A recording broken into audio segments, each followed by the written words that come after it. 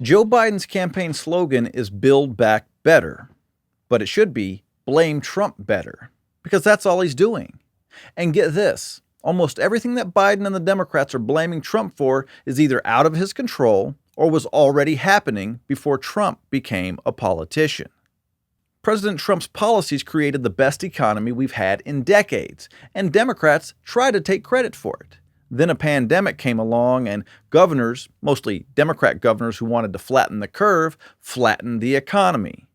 Now we're 6 months into a 15-day lockdown that has obliterated the gains we made. And they blame Trump.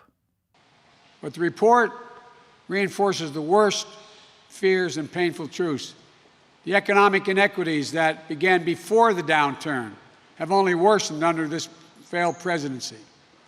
China lied about the virus. The World Health Organization did too.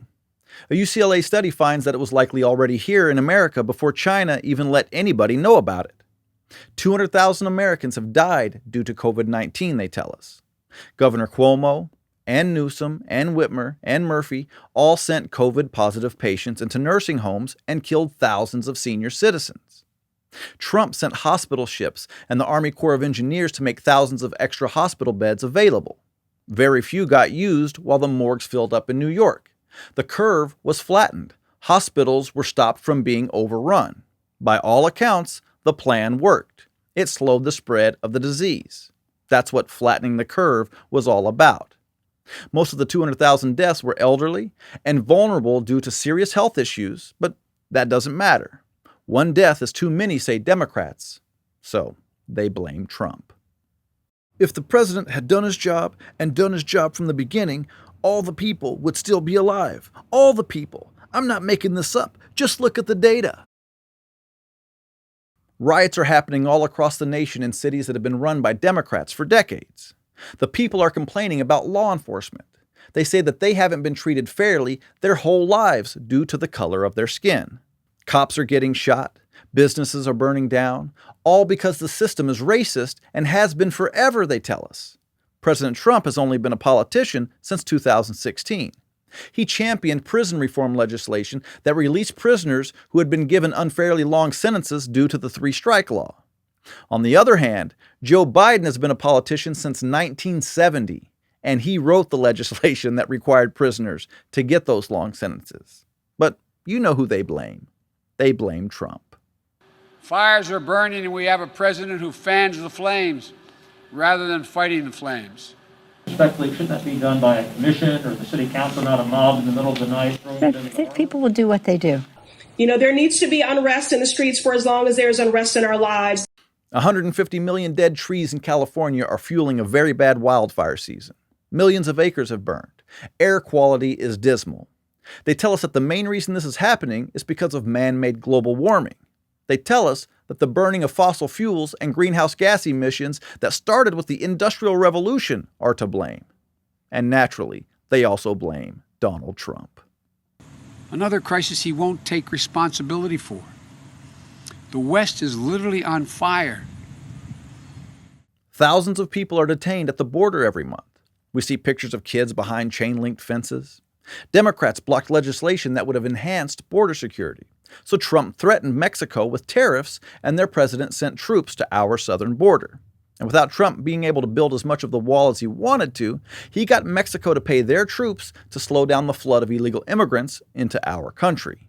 Pictures of kids in cages that were taken during the Obama-Biden administration were sent around as proof that we have concentration camps on the border. And you know the deal. They blame President Trump.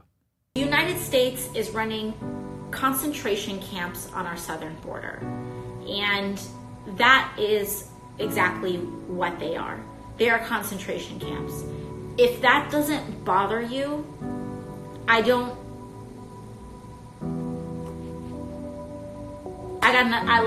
we can have, okay, whatever. I want to talk to the people that are concerned enough with humanity to say that we should not, that never again means something.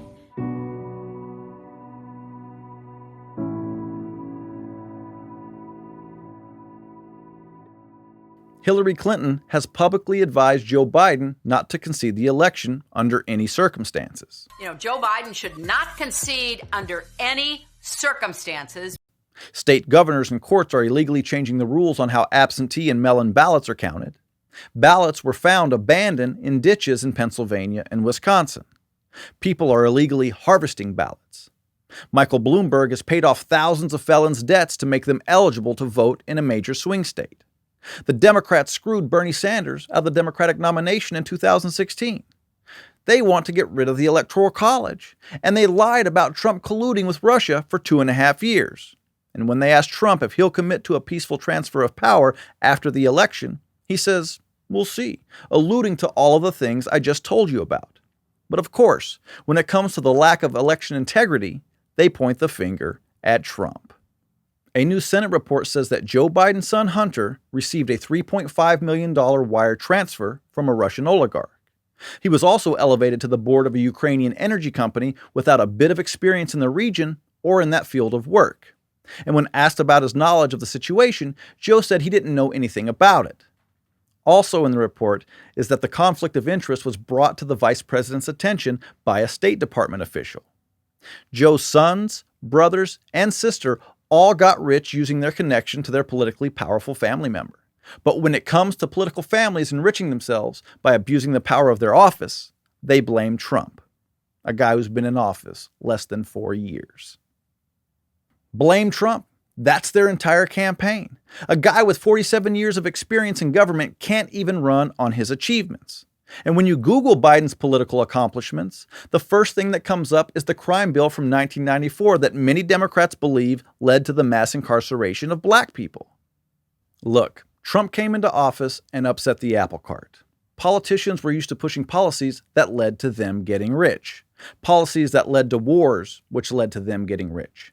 Policies that gave them more power, which led to them getting rich.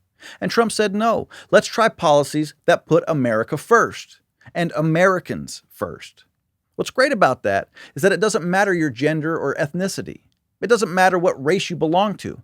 If the goal is to make America great by creating a thriving economy, then every American will benefit. And that's what Trump did until China released the pandemic on the world. Joe Biden isn't campaigning on his record because he can't. His entire campaign is to blame Trump for all the problems, real or perceived, that have been created mostly long before Trump was in office. Problems that Joe Biden could have done something about in his 47 years in public office. To blame Trump for things that far preceded him getting elected should be a losing strategy. But it's no doubt better than Biden actually running on his record, which is for sure a losing strategy. And that's the simple truth. Thanks for watching. If you like this video, subscribe to our channel, and if you want to become a supporting member of Blue Collar Logic, click on the link in the description and give what you can.